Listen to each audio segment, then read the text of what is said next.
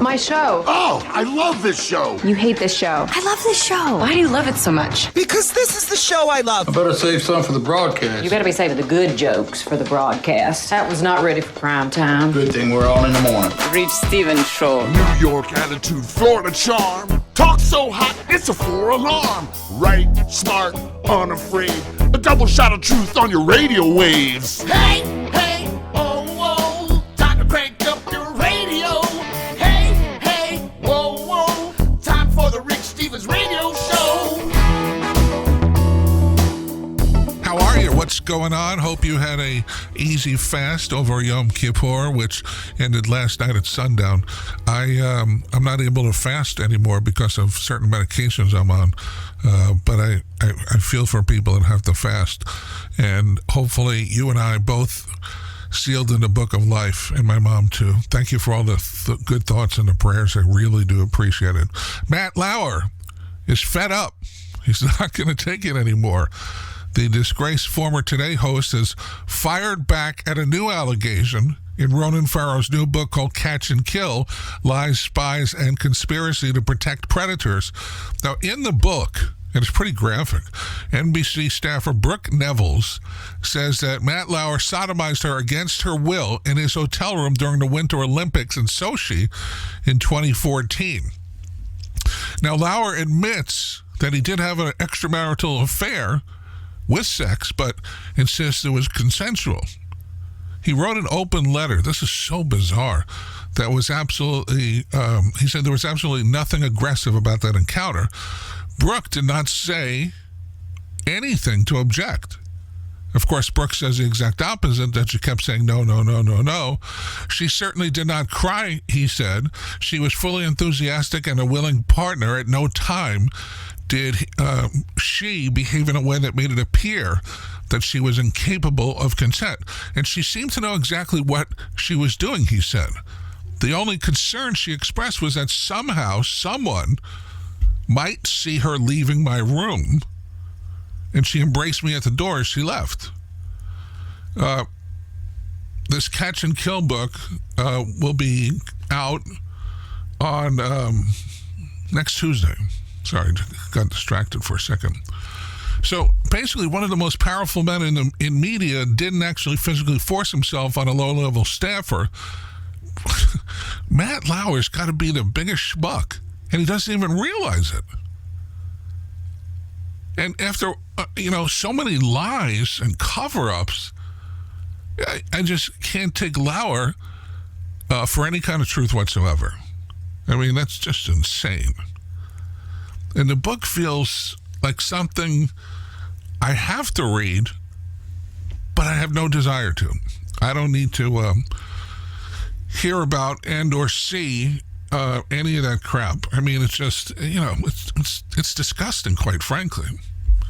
And speaking of disgusting, this is totally disgusting. The last 2 days was Yom Kippur, and it's the highest holy day in the Jewish faith. And a religious motive, that's what they're saying, occurred in Germany. 2 people died. It happened near a synagogue in the city of Halle. A grenade was thrown into a nearby Jewish cemetery, too. There's also a report of a shooting in Landsberg, which is about 20 minutes away from there. Police have arrested 1 suspect, but say more on the loose. I mean, this world, it seems like things are getting worse, not better. And don't you dare blame Donald Trump for this, because somehow he gets blamed for everything. And speaking of Donald Trump, Joe Biden the other day spoke at a town hall in New Hampshire, and for the first time he cited that President Donald Trump's impeachment for the first time should in fact happen. Now, until now, Biden has been more cautious than some of this, his Democratic rivals, because, let me give you an example. Massachusetts Senator Elizabeth Warren, who is even with Biden in recent polls, called for an impeachment inquiry as far back as April. So now Biden's on the record officially supporting the removal of Trump from office, which is not going to happen. I mean, this is the presidential election season right now. So it's already messy. It's all over the place. Adding impeachment into the mix feels like political override. Next week, is it next week or is it? Next week is the next debate, the October debate. And I have a feeling this is going to be talking about Trump. And I've said this every single year when we have debates. You should be talking about things that affect you and me, things that we care about. We already know how you feel about Donald Trump. So what's the point of reiterating it other than to continue to give Trump the upper hand? Because that's what you're doing. It's so stupid. I mean, I'm sorry, but that's the way I see it. I mean, the world of politics has got to love this kind of stuff, while those who hate politics must want to just hide under a couch until next November, because I keep saying this over and over again, it's going to get even more nasty. Some people have friends and family who love talking about politics. And when they do this, unless they're on the same side, I mean, it's breaking families up. This is not healthy at all. But it happens. Usually happens when the family gets together with friends and family at the Thanksgiving table or at the Christmas table, where you have a lot of people for dinner, and somebody brings up something like, oh my God. A friend of mine, I won't mention her name, told me that somebody in her group that was invited to a dinner is very anti-Trump. So don't bring up anything because he'll lose his mind. And I didn't, but I was tempted to do it. My bigger question is, how could you be friends with somebody like that? Somebody actually sent me a letter the other day and asked me if I would go out with a girl that was anti-Trump. And my answer is, that would be awfully difficult to do. But then again, it depends on how good she looked, of course. It's just dangerous to talk politics because you never know who is listening and who's going to jump on top of you in that conversation. In Long Beach, California, customs officials seized 14,000 pairs of counterfeit Nike shoes, which would have been sold for over $2 million if they got it into the market. The knockoffs were shipped from China, including different versions of Nike's high-coveted Air Jordans. I didn't even know that was still a thing, which can sell for as much as $2,000 a pair. Who in their right mind would spend $2,000 for a pair of sneakers? I mean, this has got to be the worst nightmare for people that are so into their sneakers. And then you got to wonder, are the ones you're wearing counterfeit or are they real? And does it really matter? I mean, the counterfeit ones, they may look as good as the other ones, but they might not be as made as well as the other ones. But people don't know that. People don't realize that. But as I say again, if the shoe looks exactly the same as the real one, does it really matter if they're, knockoffs? Can you imagine being one of these custom agents? It's got to be tough. So much merchandise coming in and out of the country. I don't understand how they bust anyone, except in a case like this, they probably made the mistake of sending all the shoes in one huge package or box or whatever it is, and that's how they got busted. Me, when I go on vacation, I have trouble packing an extra pair of shoes. And where do you fit in a $15,000 pair of shoes when you go on vacation? It's kind of crazy. And this is another story that, I mean, let's not kid ourselves. It's like a bad plot you see in one of those awful spy movies. A veteran defense official has been caught leaking secrets to his journalist girlfriend. This is the longtime Defense Intelligence Agency analyst Henry Kyle Fries. Now, he's been charged with 2 counts of willful transmission of national defense information. And the federal prosecutors say Fries gave information about a foreign country's weapons system to his girlfriend, who hasn't been named, but she has already published 6 articles based on intelligence she got from him. Isn't this treason? Now, Treese also agreed to help one of his girlfriend's friends and got caught telling her secrets over his cell phone.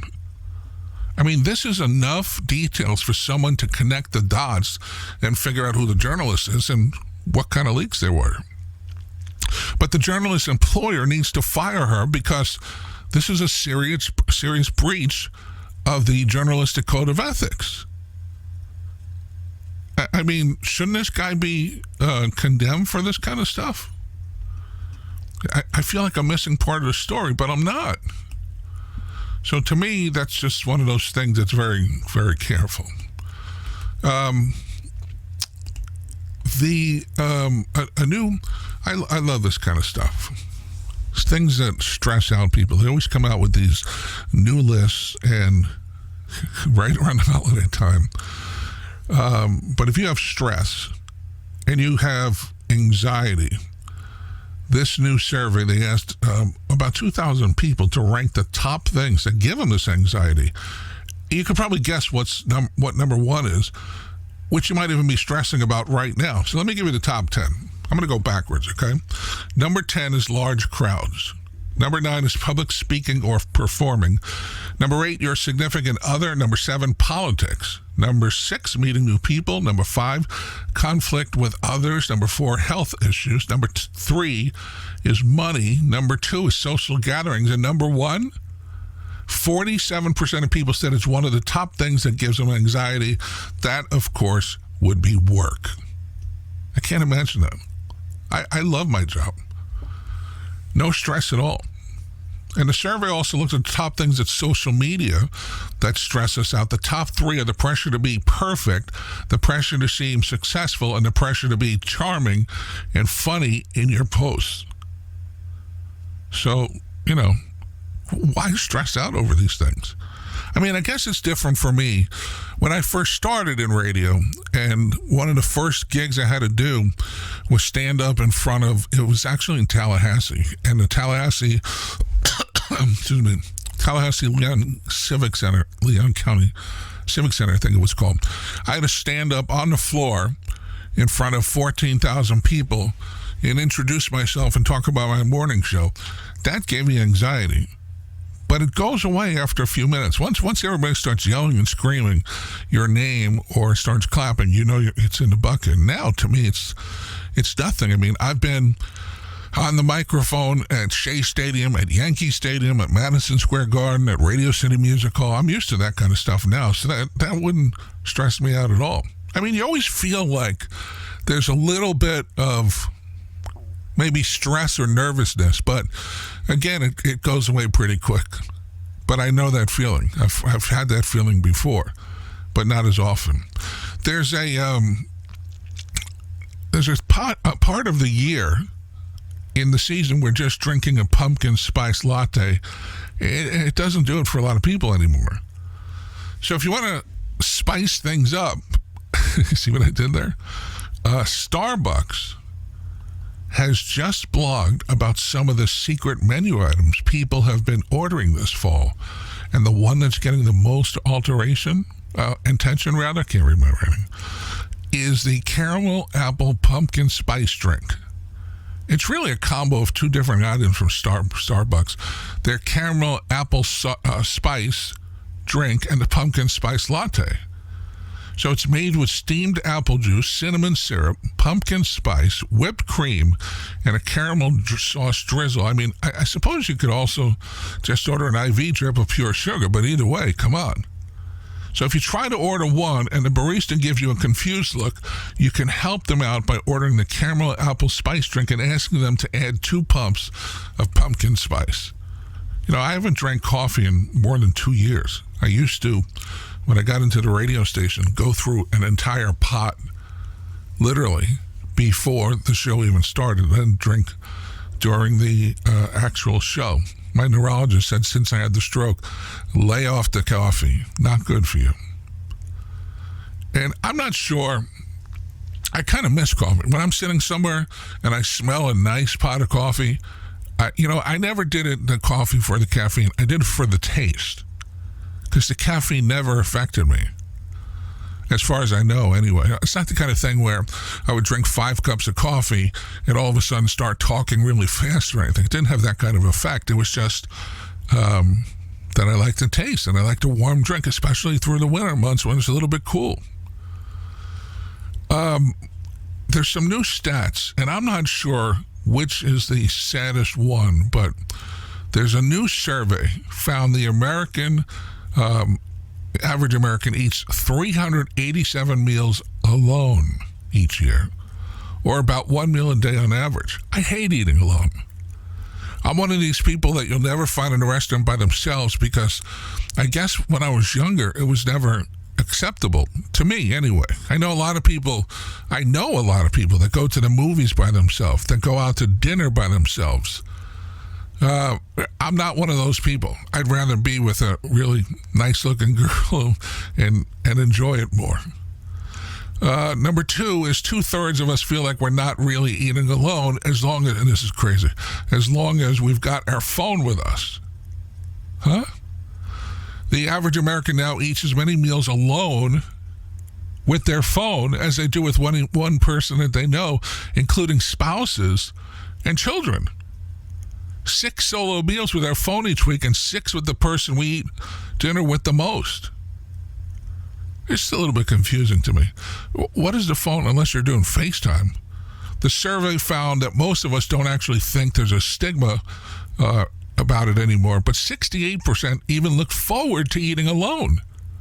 Who are these people? How come I never get asked any of these questions? So the 5 most common reasons we eat by ourselves are: it's more relaxing, we're too busy, we want to save money, and not make an event out of every meal. Our friends are too busy, and it's a good way to catch up on TV shows. The poll also found about 1/3 of all our social interactions now happen online. You know, I don't mind eating dinner at home alone. I have no problem with that. I'm talking for me, like going to a restaurant. Whenever I go to a restaurant, I figure I go maybe once or twice a week, and I see somebody sitting at a table by themselves. And I have to say, number 1, I give them a lot of credit for doing it, but number 2, I feel bad for them too, that they couldn't find somebody to go out to dinner with. I mean, my favorite sushi place, I would love to go there alone, but I think I would look like a schmuck or a loser because you couldn't find somebody to go with. I don't know if I'm right or wrong. That's just my opinion. Have you ever met someone who drinks coffee but only like 1 cup every once in a while? It seems like people either don't drink coffee or they drink all the coffee. There's a survey that says the average coffee drinker puts, you like how I got so many surveys today? The average coffee drinker puts down an average of 3.4 cups a day. Where did they come up with that number? And I'm sure this is not related, but the survey also found coffee drinkers were more likely than other people to describe themselves as light sleepers. See, coffee never affected me, as I said before. You know that moment when someone introduces themselves to you and 3 seconds later you realize you forgot their name?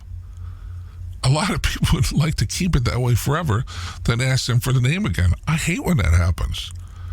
Little trick, though, that I learned a long time ago, because in my business you meet a hell of a lot of people.